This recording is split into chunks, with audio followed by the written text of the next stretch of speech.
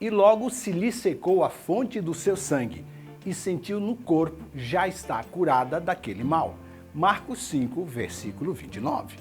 Tudo bem com você? Seja bem-vindo e bem-vinda ao canal Vocacionados. Eu sou Marcel Farias e é muito bom ter você aqui mais uma vez para juntos estudarmos a Palavra de Deus. Eu quero agradecer a você que nos acompanha através do aplicativo Esperança Real, nos ouve na web Rádio Ecoar e está aqui em nosso canal no YouTube para juntos estudarmos a Palavra de Deus. Se ainda não está inscrito ou inscrita, se inscreve agora, habilita as notificações, curte, comenta e compartilha este conteúdo em suas redes sociais. Nós vamos rodar a vinheta e já voltamos para juntos estudarmos a Palavra de Deus.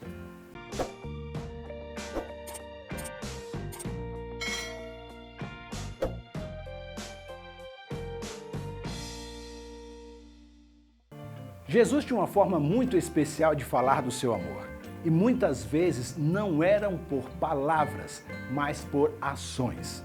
Todas as pessoas que chegavam a ele com algum problema, ele procurava curar e o libertar daquela situação que o estava incomodando, fosse ela física ou espiritual. Jesus sempre agiu mais do que falou. E há duas histórias na Bíblia que vale a pena você ler para ver ele mais uma vez em ação. A primeira está em Mateus capítulo 9, versículos de 1 a 7, e a segunda está em Marcos capítulo 5, versículos 34, e a outra está em Marcos capítulo 5, versículos 24 a 34. A primeira história fala de um paralítico que é levado até Jesus por seus amigos. E aquele homem, quando chega até Jesus, ele sabe que o problema maior não era ele estar paralítico sobre uma cama, mas sim se sentindo um pecador por conta do seu pecado, por estar ali naquela situação. Lembra que naquela cultura se acreditava que doenças e possessões demoníacas eram frutos do pecado? E ser paralítico, cego ou se você estava endemoniado, em outras palavras, queria dizer que a culpa era sua. E se a culpa por um acaso não fosse sua, a culpa do seu pecado era de seus pais. Olha que absurdo! E aquele era o sentimento que tinha aquele homem. Culpa por causa do pecado. A ponto de quando ele chega até Jesus e Jesus percebe tamanha fé que ele tinha, Jesus vai logo e fala: os teus pecados estão perdoados, filho. E Jesus não disse: levanta-te e anda primeiro. E aquilo foi mais uma vez para os legalistas de plantão um absurdo. Como assim? E Jesus continuou: pois o que é mais fácil? Dizer que os pecados estão perdoados ou dizer levanta-te e anda? Mateus capítulo 9, verso 5. Depois leia o final da história, você vai se surpreender. Muitas vezes a gente se aproxima das pessoas e não percebe as necessidades reais delas. Parece que o desemprego é a sua real necessidade. E não é.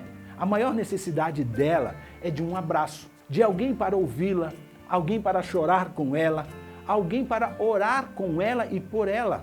Já no outro caso, lá de Marcos, é da mulher com fluxo sanguíneo. Uma forte hemorragia que já faziam 12 anos e ela não tinha solução, ela procurou todos os lugares possíveis e não achou a cura. A Bíblia ressalta isso falando que ela gastou tudo o que ela tinha. E eu fico imaginando aquela senhora indo a primeira vez a um médico e a primeira pergunta que o médico faz é: o que você fez? Qual é o pecado que você não está confessando? Por que você não levou uma oferta de sacrifício ao sacerdote e pediu perdão?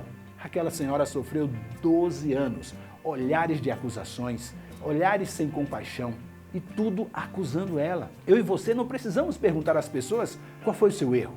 Por exemplo, por que seu pai não fala mais com você? Por que sua esposa está te pedindo divórcio? Por que você foi mandado embora do seu emprego? Nada disso realmente importa. O que importa é o olhar de amor que devemos ter por aquela pessoa. Devemos primeiro tentar resolver o problema mais urgente dela naquele momento? Sim.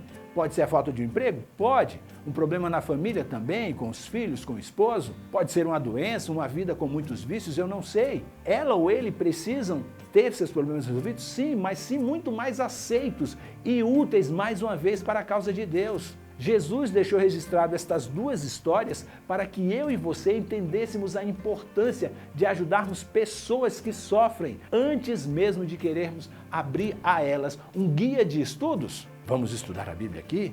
Elas precisam ver Jesus em nós antes mesmo de ouvir falar dele. Portanto, pense nesta verdade hoje. E respondendo o rei, lhes dirá: em verdade vos digo que, quando fizestes a um destes meus pequeninos irmãos, a mim o fizestes. Mateus 25, 40.